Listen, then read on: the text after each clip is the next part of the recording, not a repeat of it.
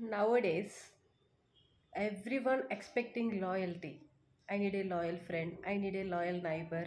I need a loyal colleague. I need a loyal life partner.